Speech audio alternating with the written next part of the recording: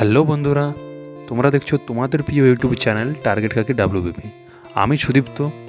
তো বন্ধুরা, আজকের সকালের কোনো পড়াশোনার ভিডিও দিতে পারিনি, তাই এখন রাত্রিবেলায় আমি কি বই পড়ছি, কোন কোন জিনিসগুলো করছি, সেইগুলা তোমাদের কাছে তুলে ধরব। তো প্রথমেই আমি ইতিহাস নিয়ে বসেছি।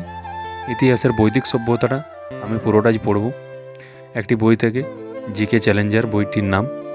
তো এই বইটি খুবই ভালো লেগেছে আমার, কারণ এই বইটিতে খুব সুন্দর ডিটেলসে রয়েছে, প্রতিটা জায়গা খুব পয়েন্টিং করে করা আছে।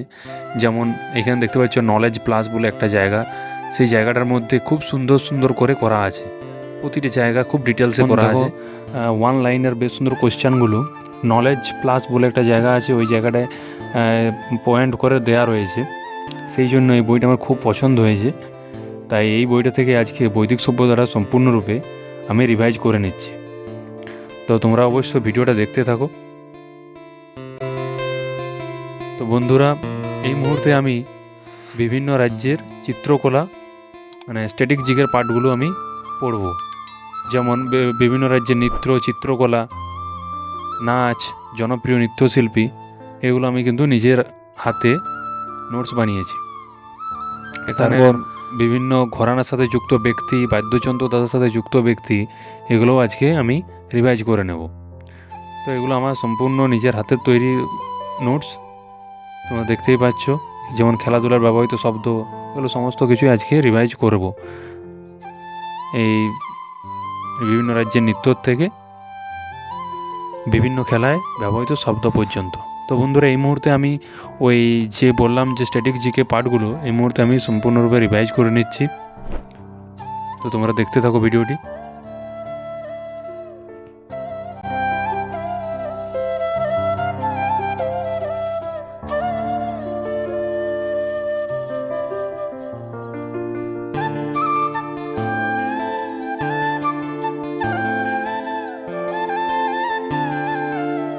তো বন্ধুরা, স্ট্যাটিক জিকেটা রিভাইজ করার পর এই মুহূর্তে আমি ইংলিশ নিয়ে বসেছি।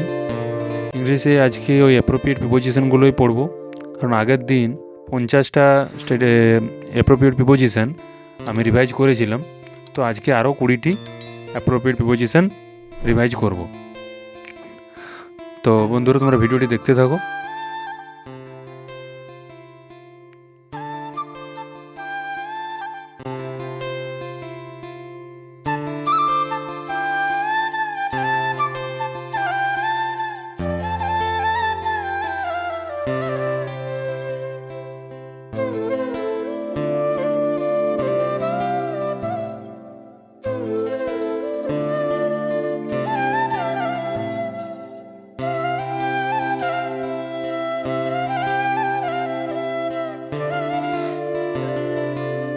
তো আগের দিনের 50টি অ্যাপ্রোপ্রিয়েট প্রিপোজিশন ও আজকের 20টি, মোট 70টি অ্যাপ্রোপ্রিয়েট প্রিপোজিশন আজকে সম্পূর্ণরূপে রিভাইজ করে ফেললাম।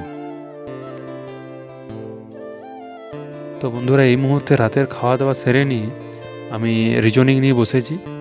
তো রিজনিংয়ের কোডিং ডিকোডিং থেকে 20 থেকে 25টি কোডিং ডিকোডিং যে রিজনিংগুলো রয়েছে সেগুলো একটু রিভাইজ করে নিচ্ছি।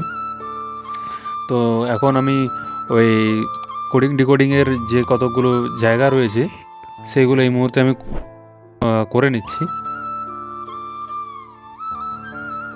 তো বন্ধুরা, এই সাংকেতিক ও সাংকেতিককরণ যে জায়গাগুলো রয়েছে রিজনিংয়ের, এগুলো আজকে করলাম 20টি। তো বন্ধুরা, আজকের ভিডিওটা এতটাই। তো অবশ্যই ভিডিওটি ভালো লাগলে তোমরা চ্যানেলটিকে সাবস্ক্রাইব করবে, ভিডিওটিকে লাইক করবে আর চ্যানেলটির পাশে থাকবে।